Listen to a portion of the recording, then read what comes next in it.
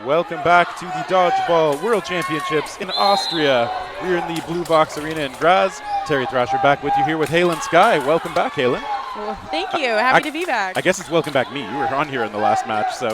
I was. You're the newcomer now. That's right. And we're taking in another match from the women's division. We've seen Team USA on here once yesterday, and Team Sweden out there as well on the far side of your screen.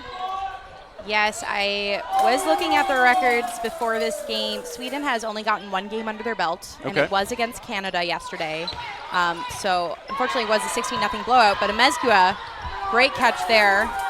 I love how she just pops up and is ready with that throw loaded up already. Yeah, that's a high IQ move. You know, you always got to be ready. You always got to be supplying some pressure. So Sweden definitely trying to look for an improvement in this. And I'm sure most of us saw an explosive game between Canada and the U.S. yesterday. The U.S. keeping it very close, but just barely losing in a 7-5 final score. And so I know they're probably going to be wanting to increase their plus-minus as much as possible. And that's just it. If Canada got a large win over the same team and the U.S. is, I'm sure, aware of that, then they may try to, if they do get ahead, they may try to start reaching that similar level of score. So absolutely, because as we've talked about it, the way that playoffs is seeded is first best, second best, and such. Yeah, and it's not to say Sweden might not have a chance to get there, but obviously with the U.S. being one of those gold medal favorite teams based on past history and the players who are out there now. Ooh, Amezcua dropping that one, though. We're seeing some of those good shots coming in. Like, Sweden are no slouches. Yeah, I'm very excited to see Sweden. I don't want to discuss this as if they already have lost. So you never know what's going to happen in dodgeball. Anybody can, come out with some big momentum swings and some moves. And so I'm very, very excited for this match. I've never gotten to see Sweden play. Yeah, we've been able to see some of their women in the mixed team on this court already. And we see them looking calm and collected. They are in a 3-on-3 with the Americans right now. So first point up for grabs. Lee doing well to dodge. Got that good lateral movement. And unfortunately, Sweden's jerseys do not have the numbers on the front. They do have it on the sleeve, one sleeve. So a little difficult to see who is who, but we will try our best. Paige Peterson there letting one go that you can see when the windmill throws are released just a bit too late. They just sky. And Peterson doesn't do that too often. No, but in this hot gym, with the sweaty balls, it can definitely happen more frequently. Great take out of the right corner of Sweden. Yep, and it's a 1-for-1, which I think is probably acceptable from both teams' point of view right now. Julia Ruffelt heads off. Yeah, and I think Ruffelt telling her team, let's calm down, let's take this slow. And I think that's a great idea against the USA. If you can take your pace. And Sweden has arms. We are seeing some great, powerful throws come out of them. Yeah, that last throw toward Peterson, I think, just caused her to have to step back for a moment. Okay, we get those crosses. There's that underhand. That's the change-up. The overhand throw switches to the underhand for a fast release. And we saw Peterson conditioning that, like she'd been faking. Ooh, what a throw, returning fire. Fantastic shot. 1-on-1 for the first point. 34 is Matik. London coming up to block that shot, though. Matik with 4 balls, just sails that a little high over London. Oh, and that had some drop on it. Yeah, good movement. Brianna London, of course, has a YouTube channel where you can see some of her training and some instruction on how she does some of those throws. Yeah, longtime veteran on this squad. Mati coming up, calm and collected, gets one on the blocking balls. London a bit off the mark on that. Both players playing it a little bit safe. Yeah, and that's what you want to do. In 1v1s, it's often the person that makes the first mistake that loses the match, not. Yeah, and I feel like the most common mistake, subjectively at least, is a player throwing that second ball in a position where they're vulnerable. Ooh, completely London. agree. And London got away with it there because Matik had to be flat on the ground, not ready to get up. So I don't mind that second shot from her there. Yeah, that is exactly the time I think it makes sense to take those shots. You know your opponent's not going to pop up fast enough to catch you on the retreat before you get a ball in hand. Our audience is picking up some noise here. Sweden's men's team really bring in the hype for the ladies. Enthusiastic supporters, and you know if Sweden takes this first point, you're going to hear it. So are we. Absolutely. Great block from Matik. Yep, done well. That ball did get blocked back to the U.S. side, but in these one-on-ones, I don't think the extra ball matters that often. No. Good, powerful shot by London, but a well-blocked ball. Yeah, and we're seeing Matik often just going down early, setting that ball in front of her. And I'm wondering if London will adjust to that with a drop throw or a curve. Ooh, was she looking for a catch there? Potentially. I know London likes them.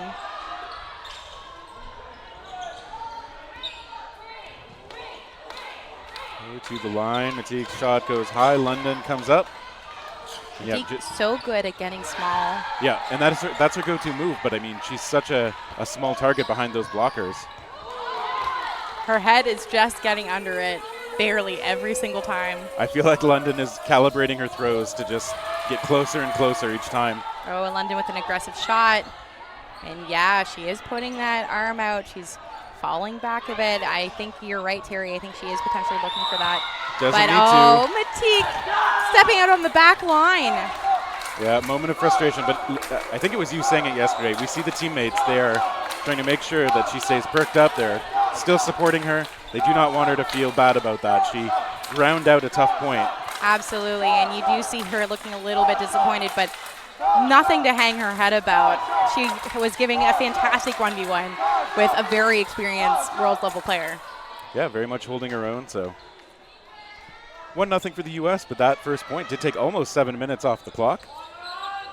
And that is a great pace that you want if you're Sweden. Yeah, I think so. I think that's their best chance at staying within striking distance of this U.S. team. And then maybe, a good bounce here and there. Maybe you're able to tie them up, pull ahead even. The Americans, I fully expect to try and push the pace a bit more. And especially if they get ahead in player count, I think we'll see them be that much more aggressive. Yes, and Sweden, if that was the case, should take advantage of that. Try to play a little slower and get that ball advantage as much as possible. They do lose Ralfelt on the back. Oh, and a valiant effort from Legulu, I'm guessing. Oh, and Pandolfi ankle sniping. That's 2 hits in a row for her. She swaps out with Peterson. I was going to say she's the hot hand, but, well. This U.S. team really bumping into each other on this back line. Maybe they need to let somebody get out so that they have a bit more space to operate. I like that, but Mezcua, what a dirty cross. Beautiful throw from her. Going cross court under the blocker. Yeah, you could tell that Ralfelt was not ready for that shot. Sweden comes up on the attack. Mezcua still looking aggressive out there. That's often when she's at her best. Free-flowing, ready to throw. Gong's going to take over that corner now. So I like this fluidity being shown by the American side. Yeah, the Americans, everyone can play every position. And that's really the test of a very strong team. Okay. And Gong taking a shot that, I would have taken a million times on Hansen there. And I like what Kate Gong did. She, again, conditioned with fake, like she wasn't actually going to take it from up front. And then once the other player was within just easier range and not respecting those pump fakes, Kate let it go. Yeah, the Swedish player definitely trying to communicate with her teammate, not really looking at what was happening in front of her. Matik looking for clarification. She thought she blocked, but just wanted to make sure the ref agreed. That looked good, getting low behind 2 blockers. That off-body attempt sailing a little bit. And this is an intimidating sight, facing all 6 starters from the U.S. side. Oh, London is definitely reaching a bit. Yeah. Confident in the catching, but when it's that far off the body, it might be a little too confident.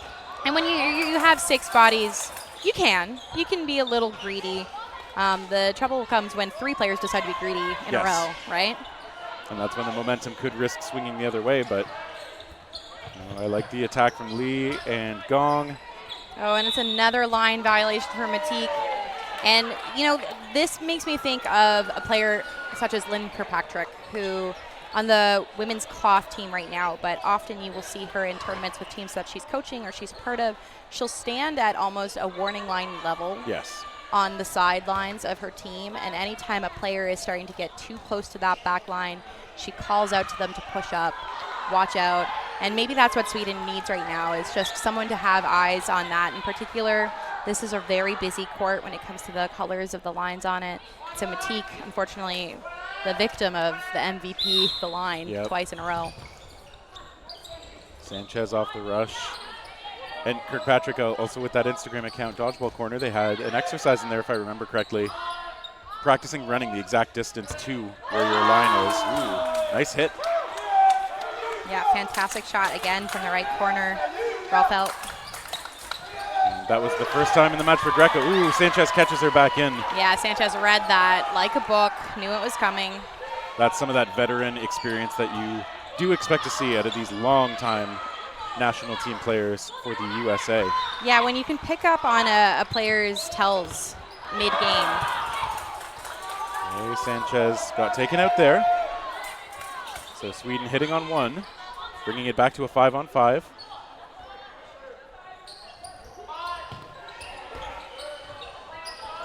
And that shot getting through the whole Swedish team. They're going to come up with a plan. 4 players strong. Okay, Kate Gong with the catch. And Mezcua tagged out. Yeah, Mezcua looked.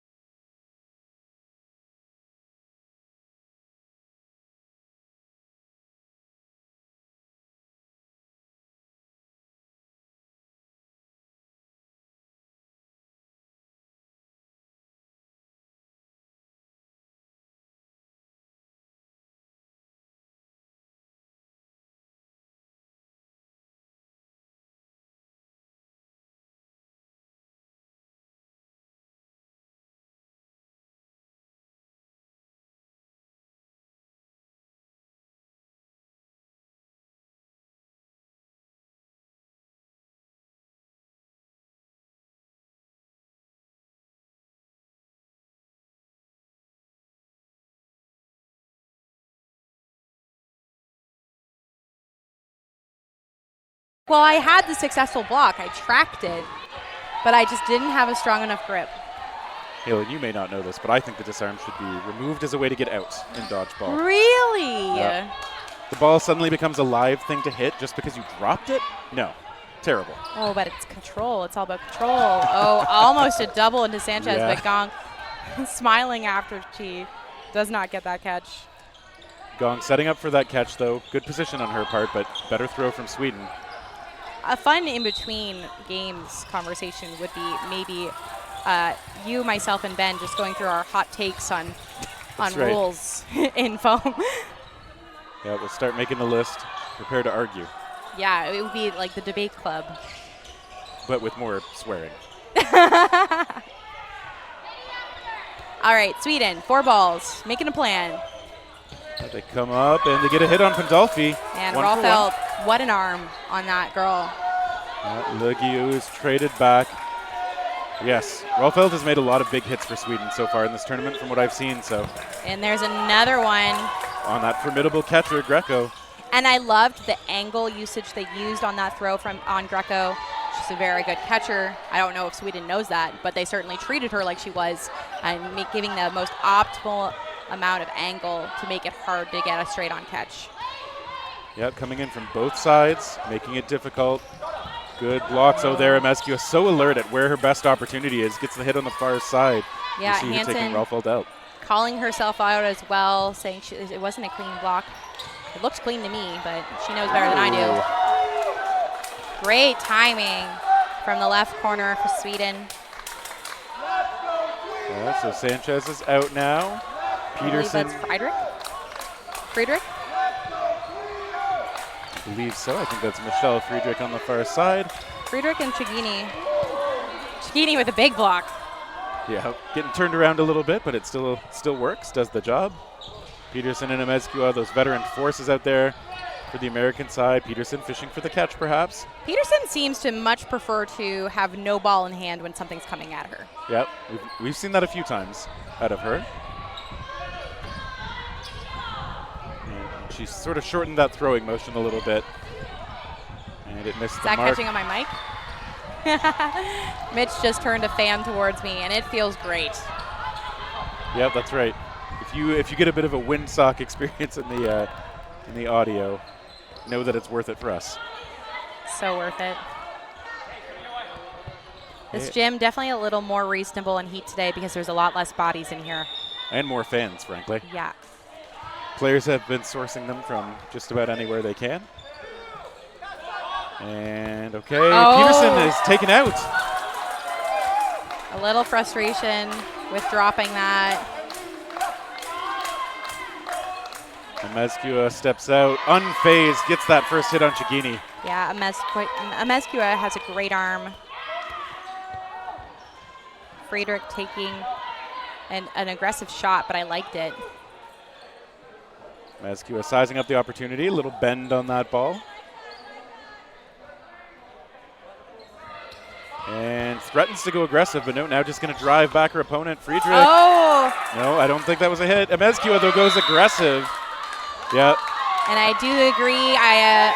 Friedrich's ball bounced up after hitting Amezcua, whereas the throw that Amezcua released hit Friedrich and went straight into the ground. Yep. So the ball that Amezcua threw died first, therefore rendering Friedrich out first. Yeah, that is what I thought I saw as well. So the referees are talking about it. This is where the instant replay would make it immediately clear, if only. So they're going to talk because, yes, to expand a little bit on what you're saying, what matters is not when those balls are thrown, when they hit the player. If both players are live when they release their balls and those balls pop up in the air or whatever, both players are still alive until the ball goes dead, typically by having it hit the ground. So Amezcua having thrown that ball downward, and then from what we think we saw, it went off Friedrich and into the ground. Pretty much immediately causes Friedrich to be out, which would leave Amezcua as the only player in the match. Yes. Very well explained, Terry. I hope so. I hope that makes sense. I think so. And if that stands as it is, the Americans will have the 4-0 lead. But a great point out of Sweden.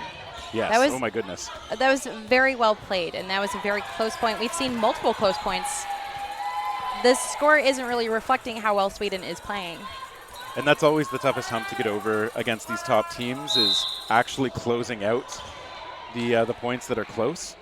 Yes. But the fact that they are right in it with the American side does show that these Sweden players have a lot of juice. And we see the Americans make a roster adjustment here. We have Westman and Briones entering the game. Yeah, the Americans have tended to keep a solid 6 on the court, maybe trying to find that rhythm really consistently with the group. Briones, though, immediately taken out, Sweden targeting one of the newbies. I assume that was Ralfeld? Probably. I didn't see who released it. I was looking at one of the convincing fakes on the other side, but... Hansen eliminated. It was on the body. It might have been catchable, but on the back pedal, she wasn't able to get it. So 5-on-5 now. Attack toward Pandolfi, who's done some damage earlier in this match.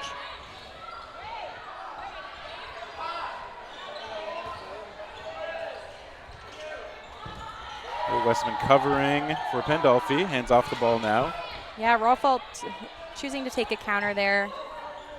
Yeah, which has been working for her. That's a big part of her game.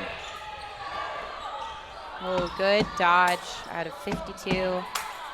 That's Chigini. Now it's Sweden to the line. Just one throw, a return shot. And it's a couple hits. Orn just dropping that. Greco was traded though, so. Orn looked so confident, lining up and squaring, and she squared properly. It was a valid attempt. That is a roller. Chigini just clarifying. Yeah, it did look to me like it bounced, but it was with that low release. It's actually a little hard to tell. Sanchez showing some versatility in the throw releases here. Yeah, Sanchez has a very strong arm for the U.S. We see Sweden take a pre-counter. Yeah, but Westman kind of telling the team to reset and participating in the offensive shot. They catch Rolfelt. Yeah, she made a great jump, but it's just clipping her. And I would like to see Sweden maybe hold off on those pre-counters a little more. Okay. Oh! Pandolfi yep. eliminated. Okay. That was a try by Lee Guiu to try and get the catch sized up. And okay, the Americans end up taking it. Yeah, and such an honorable play from Sweden.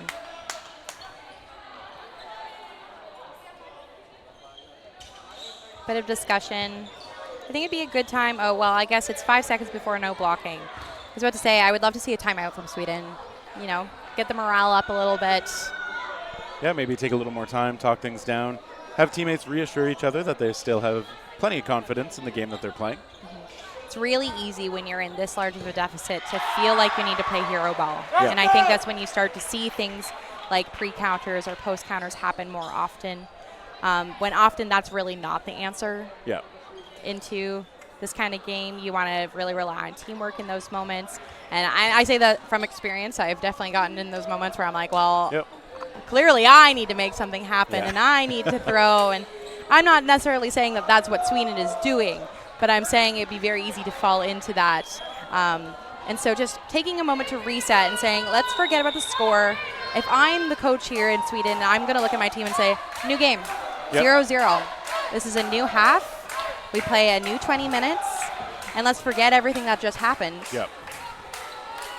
Exactly. I think that's how you want to approach these things. And as we mentioned, Sweden's been right there in several of these points. So they haven't blanked on the scoreboard, but they've been oh so close a couple of times. They really have. Show it's doable for them. Yeah, and I think if they can just tighten up some things, I think being faster on the backtrack after a throw. The U.S. is being very successful at catching people who might be a little slower to get back to the back line. But overall, you know, relying on those arms that are hitting, feeding those hot hands, maybe giving someone like Matik a ball defensively to, you know, be in the middle and block and survive, because she's been very successful in that regard. Yeah.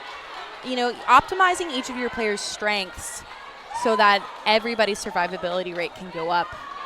The U.S., I mean, what can you say to a team that's up 5-0? I feel like the most critical thing I can say is maybe don't reach quite so confidently for some of those balls. Yeah, there's definitely a little greed over there. But they're having a good time with it. Yes. And that's also part of it, too. That's part of why they're playing so well, is you can tell they're having fun.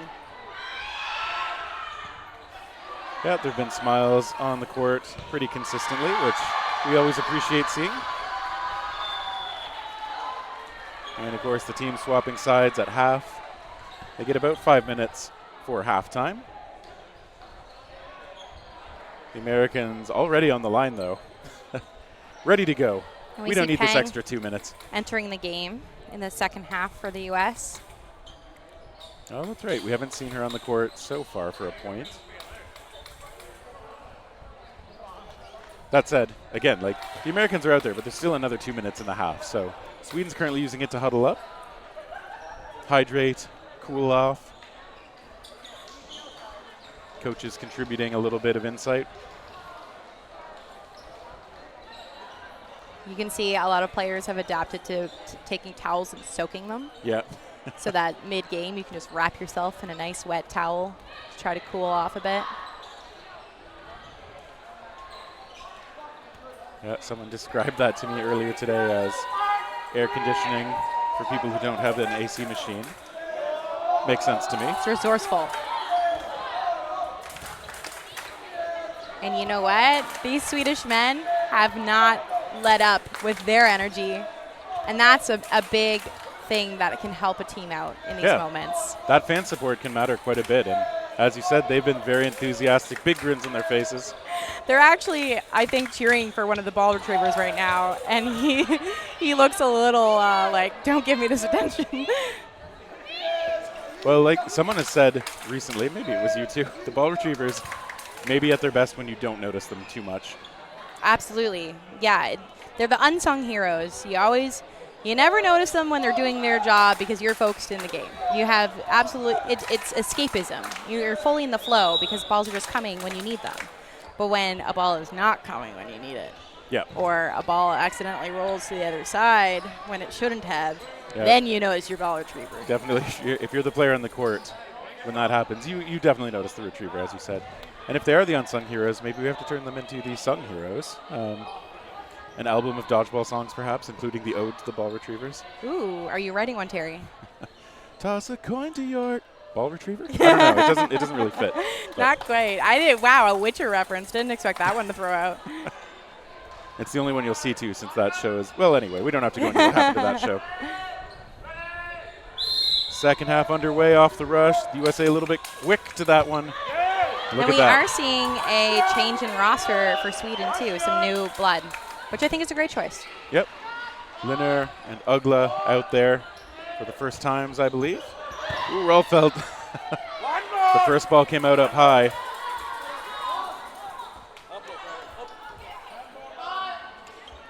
Greco playing out high for the Americans, trying to keep Sweden back. They've got 5 balls and only 1 coming in. And they're going to have to set up again. So I think most commonly when we see 5 balls in hand, we'd see 2 of them thrown at least. Okay, Westman taken out. One thing I would say is something we're seeing the Sweden players do is when they're making a call, you're seeing a lot of the players actually look at each other when a play call is being made. And I'm surprised we're not seeing the U.S. take advantage of that.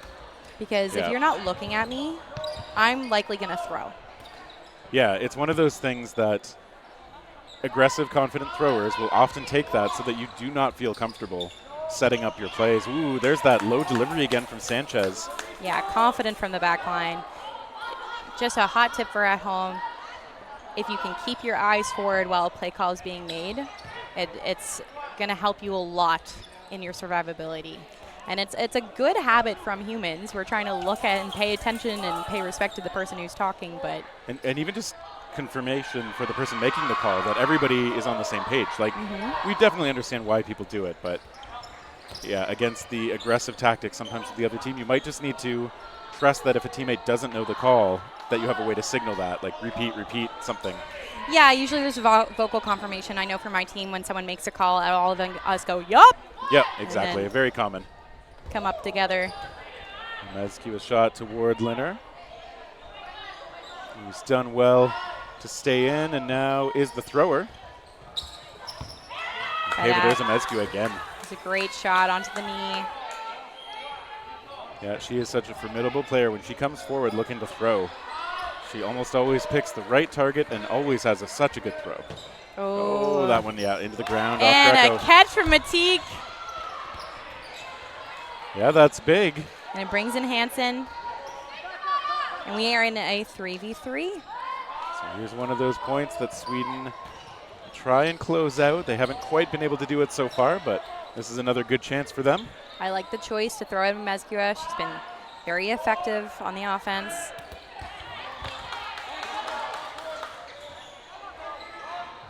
Yep, she's also elusive, of course.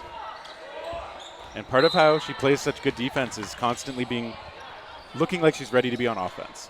Yeah. That's part of how she creates space for herself. You never feel comfortable throwing at her. Great fakes out of this U.S. side, keeping Sweden back on defense. Matik gets the extra ball. Let's see if that makes her the thrower. Ooh, nope. Not the only one anyway.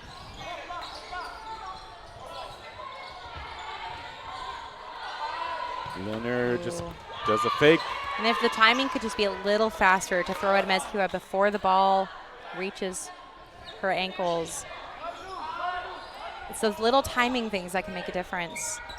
Yeah, and these American players are obviously so experienced at knowing what those timing windows are and how to execute on them, that there's not a lot of room for error for the Team Sweden players. Yeah, Sweden is showing a lot of great things. They're showing good teamwork. They clearly have some accuracy, as we see Hansen throw into Mezcua. Yeah, honestly, not a bad play from Hansen. Just Mezcua able to collapse on that ball.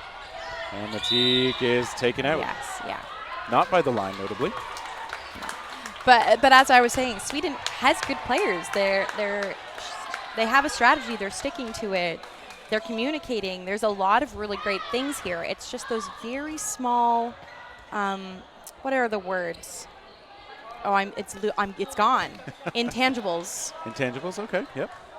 Is that the word I'm looking for? I think so. Such as like the fakes in between movements or the timing on when to make a heads-up play. And that just comes with time and experience, which a lot of the U.S. players have. Yeah, and I think for Sweden, if they were watching a match like this later and looking for things to improve on, all they have to do is look at some of their counterparts and just what subtle things they do that are a little bit different when they're on the back pedal or creating space for their teammates with pump fakes. Yes. Because it's not that big a difference from what Sweden's been showing so far. Or just being a little more active on your toes when you're on the back line to dodge. Yeah. You know, we're seeing a lot of heels down. Yeah, light on your feet is a good way to give yourself the best chance to avoid those incoming shots. We see a throw from Rolfelt. Sanchez taking one as well.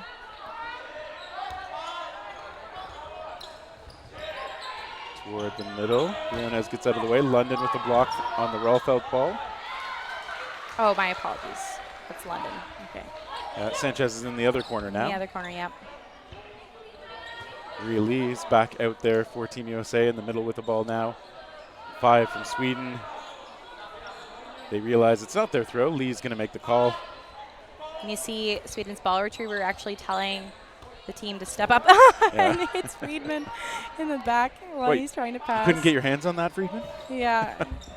Oh, good dodge from Rolfeld. That's a heads-up play. Throwing and then immediately choosing her dodge because she knows something's likely coming back. Yes. Yeah, exactly. Good awareness from her.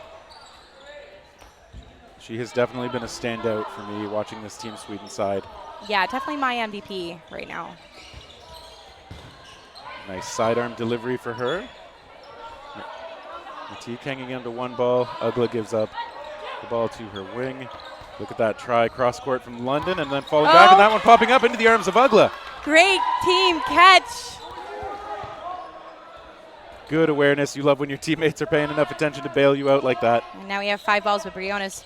Strong fake set. Draws Rolfelt into a throw.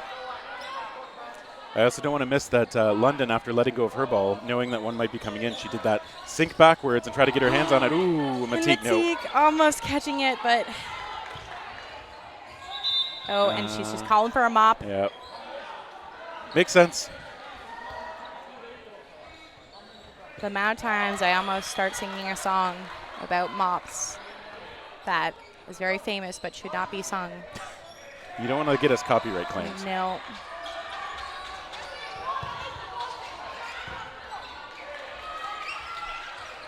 All right, now that that is attended to, referee making sure that Sweden's good to go. They reset to the back line. We're looking at 5-on-5, 3 balls in hand for both teams. 13 minutes to go. It's the throw from Briones toward the right side of this Sweden line. Okay, they elect to send 2. And Friedman trading Sanchez. Friedman should be happy about that, for sure. Yep, nothing wrong with the 1-for-1 in this scenario, but their Team USA spends 2 balls to get Hansen.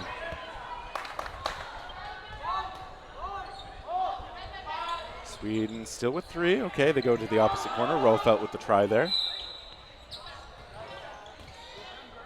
Oh, that ball may have gotten away on a pass across. It's now in London's hands. And Team USA is going to get to set up again. This time it's Westman making the call in the middle. Takes a shot.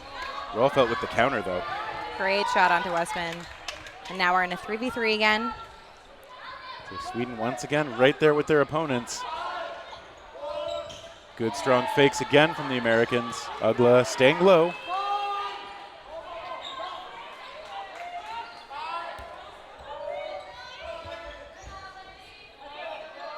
Yeah, Sweden very quick to get into a defensive positioning when they know it's on the U.S. to throw.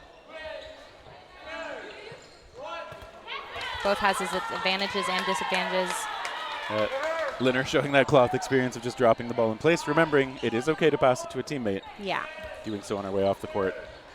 Ooh, London catches Rolfelt. That was a big arm delivery from Brianna London. Ugla, as you said, settling into that defensive posture. Okay, it works out this time. Briones is going to be vigilant and causes Ugla to elect to take a very safe throw. Yeah, Briones was very strong fakes. Great pressure from the middle. And I really like Ugla's decision here to not go too high, throwing from further back in order to ensure that she can safely retreat. Ooh, good block. Tara Pang coming up with speed, but does settle back, waits for another ball to come in. Now comes up, looks, okay, I like what she did. She looked across to make sure London was coming up with her before committing all the way to the throw. Yeah, getting the timing at once so it's harder to block. Briones, will she take it? It's so hard to tell. All three Americans up at the line now. Two of them come in. Ugla with a good block again. Yeah, Ugla very successful in this position. Oh, Briones looking for that catch, and I don't mind the choice because Ugla's been hard to hit in this back corner. Yeah, we've seen some teams with elite blockers do this. Just stay back, make it very hard, maybe frustrating for their opponents, and then maybe you can bait out a mistake like that. Yeah, and when you're 30 minutes into a game, your accuracy tends to struggle a little more. Sigrid Ugla playing this well. Okay, and it looks like Peng's out. From a line violation. Is that the center line doing its damage? I think it was the back line potentially. Okay, fine. Brianna London steps into that one. So the players are cross court from each other now. This is very reflective of the first point of the game. Ugla replacing Matique in a 1v1 against London. And these are the situations where those curveballs can come in really handy. If you have a strong blocker like Ugla, getting down into that defensive stance, straight on throws are unlikely to get through. So I think we'll see London making use of the drop curves and the inside curves. Ugla looking for confirmation. I was fairly certain that was bounced as well. Yep. Okay, London getting another one right on target, forcing those blocks to be good. Yeah, this is a tough game, and you know London wants to rush her down before she can get into that position, but that's a tiring thing to do over and over again. And a lot of people, I don't think, recognize how tiring this back and forth in a 1v1 can be. When you throw, it's a full body movement using all muscles, and that's exhausting over and over again. Yeah, I mean, a lot of us have throws you can do without putting your whole body into it, but they're not going to work if the opponent's a top blocker who's already in that position, so. Ugla doing great work here. Sends one in. London responds. Yeah, and I think London is potentially lining up to do a pre-counter for when Ugla comes up to throw, which I think is a good adjustment. But she hasn't quite taken it. Maybe just saving that for a moment that she likes a bit more. It is hard, too, because Ugla has had the 4-ball advantage for the most part. That's right. So she only has to throw one, and then that puts the onus back onto London. Taken by the U.S. And I like this. The U.S. not really having to make too many strategic adjustments, so why not use a timeout to give your players some rest, some water, when it's a really close game, and I feel like timeouts are very valuable for strategic talk. Not my favorite use of a timeout. But in this particular circumstance, definitely usable. Definitely a good idea for the U.S.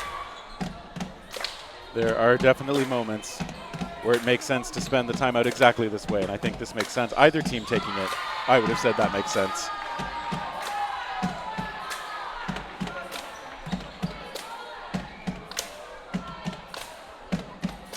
Team Sweden's male players continuing to cheer on the women down there on the court. Yeah, they're not exhausted for their match whatsoever. Yeah. Actually, I think they already played, which is almost more impressive.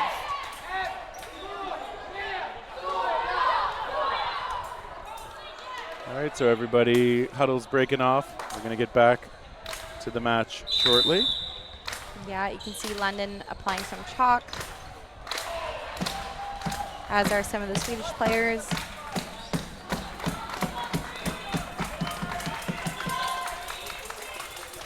And yeah, referee Case saying you must start with all balls in the court. That is true. They have to be in your possession, but Ugla can very quickly just, Exactly. push them right back out to her retriever. London with a bit of a fake before settling into the take, but Ugla already in that blocking position.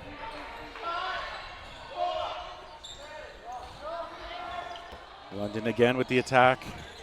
And again, the adjustment I want to see from London is taking the shot when Ugla comes up already, like this. Oh, very close. Yeah, and I think Ugla's actually fine with this too, because she's been taking those safer shots. This puts London in a more exposed position. So maybe both players embracing the risk a little bit. London gets one through, but again, Ugla was ready in that block. This one-on-one going on for a while. We're seeing the conditioning and the skill set come into play for both of these players. Strong blocks on both sides.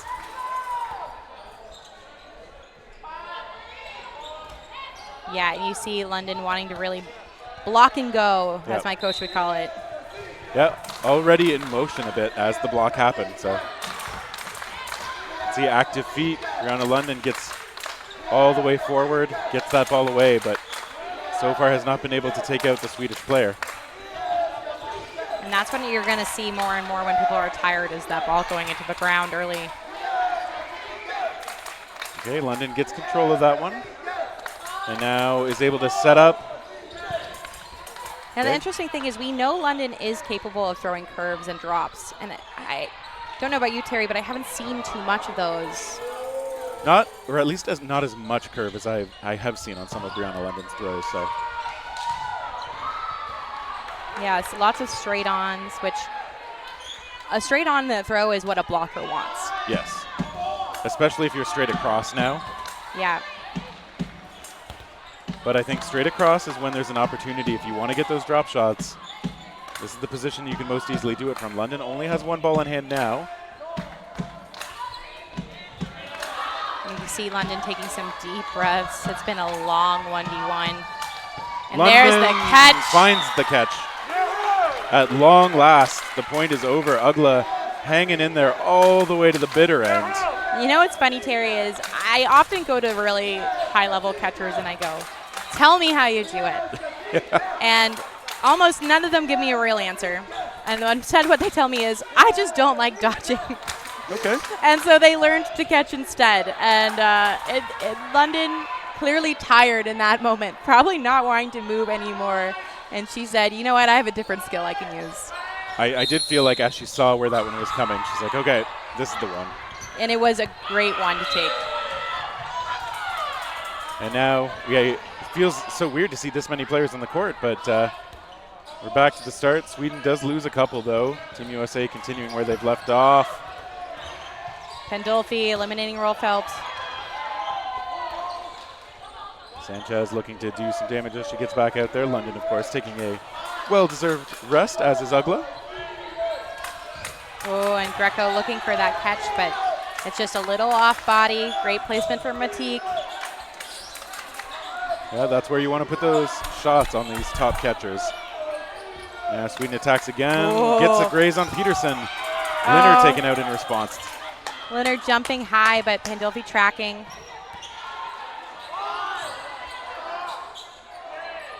Friedman is the one to take the shot. Sanchez with a good block, attacks. And that's all.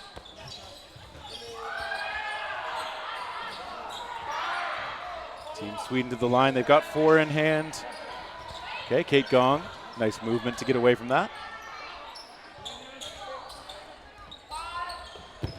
Oh, wow, big shot. Getting through the block. Matique giving Pandolfi a clap, saying nice shot. And Team USA is going to want to finish this one a little faster than the last one went.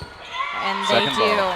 And again, just barely staggering the timing. First ball was cleanly blocked by Friedman. Second one, though, she had nowhere to go. Not enough time to reset the ball. Really well-placed shots by the Americans. And that's what you want from a stagger. There's a lot of times that sometimes people throw staggers too long in between. It's like a boom, boom, boom. That's too much time. That gives a lot of people time to adjust, to re-dodge, to block and track more. But boom, boom is very difficult to adjust to, and often you can't at all. Want more of a flam for any drummers out there listening. Ooh. Okay, Team USA having gotten 1 hit early on. They're up 6-5 in players right now with a little over 2.5 to go. Nice throw from Rolfelt. We see Rolfelt switch corners, making a bit of adjustment here. Pandolfi has been handling her quite well, and so maybe she wants to try something new. But Pandolfi with a cross, hitting Chigini. Yeah, and Hansen did not have a ball in hand to try and punish that, so Team USA gets the extra out. They get some shots off. And that is a choice I love. When you're locked up with a corner and that person throws center, and you, instead of punishing that person for throwing, hitting somebody else that isn't paying attention is very effective. Yeah, some teams will do that. So I think the beginner way to think about corner is if your opposite corner lets it go, you let it go at them. But I do think one of the natural evolutions of that is, okay, they don't have a ball in hand. They can't protect their teammates now. Go for a teammate. Yeah. Rolfelt the target that time. Ooh, Hansen couldn't quite get it. She was so squared up for it. It was a good choice, but Pandolfi just lots of firepower. She's really stepping into these throws. Sanchez too. And Mezcua, look at the desire to get on top of that ball. Pandolfi gets Matique. Again, Pandolfi is just on fire right now. Mezcua daring those balls to be picked up or thrown. Oh, and she gets her. Great shot by Linner. And yeah, I think Mezcua is pointing at the potential cleanup spot. Yeah, we saw Shota, the mop man, twitch as if he was going to go clean it, but refs had not stopped play. Oh, and a great shadow catch from Sanchez.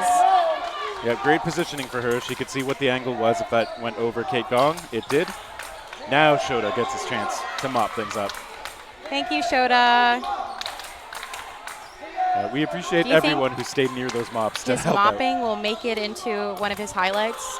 That's a good question. He's got some nicely edited stuff on, I forget what his Instagram handle is now, but it's easy to find him on Instagram if you're so inclined. See some nice dodgeball highlights from the young American. The Dodgeball Show. That's what he does. But S-H-O. Yeah. The rush botched just a little bit on the handoff by the Americans, but the Sweden's not able to try and take a shot. And Mezcua providing cover for Gong. Everybody's tossing. Hansen's out. And the clock says 0, so everybody was tossing because we were right near the end. Shota Barbo is back out there. He looks like a natural with that mop. That's right. Good forearm action, I'd say. I wonder if he, has worked in a Tim Hortons or somewhere in his youth where he'd have to mop the floors. Or maybe he's just, a clean boy. Isn't he? I think he's from Atlanta. I don't know if they have Tim Hortons there. That's my Canadian showing right there. Yeah.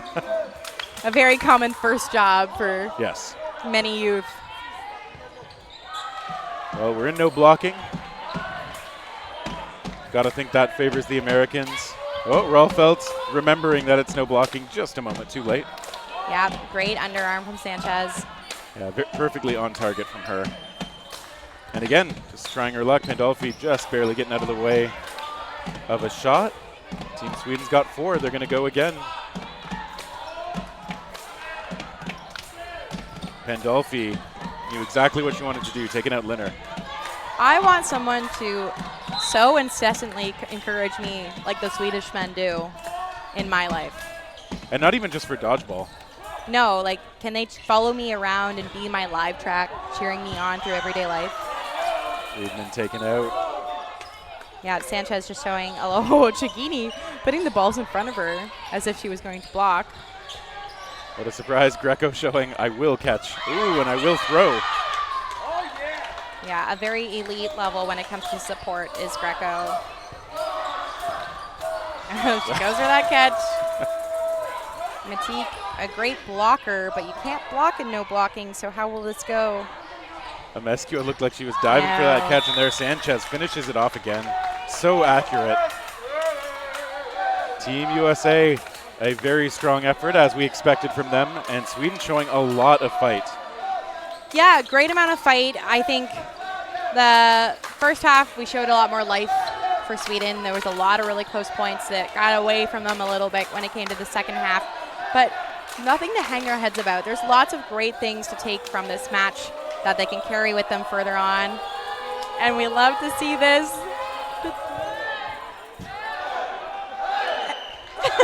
And the Swedish men teasing the women's team on when they're going to finish that cheer off. We love to see it. That's a great sense of community. Yeah, we've seen a lot of that. And look at now, they're cheering USA. The Sweden men showing their appreciation. I love this. This is what Worlds is all about. Yeah, this is really nice from them. This is going to sound terrible from a Canadian, but you don't hear non-Americans doing the USA cheer very often. So Team Sweden, very gracious in defeat here. Definitely. And we've got a two-team photo. Oh, I'm going to take a photo. I can. Haha. All right, the spirit of community alive and well here at the Dodgeball World Championships. Graz, Austria playing host this year. The heat's not fun, but everything else about this tournament has been. And so with that, we're going to sign off for this match. And just letting you know what's coming up next, we're going to have a men's foam match, Colombia and Italy. Oh, that should be a good one. I hope so. And so we will be back with more dodgeball action in just a few minutes.